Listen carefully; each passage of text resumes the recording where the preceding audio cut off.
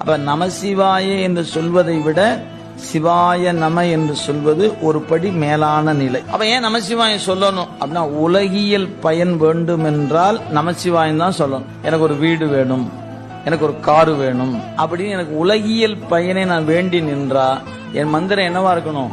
நமசிவாய நமசிவாய நமசிவாயன்னு நான் தொடர்ந்து சிந்திக்கணும். எனக்கு இந்த உலகம்லாம் வேண்டாம் அப்படின்னா இதிலிருந்து வெளியே போகணும்னு எனக்கு ஒரு ஆசை. எது?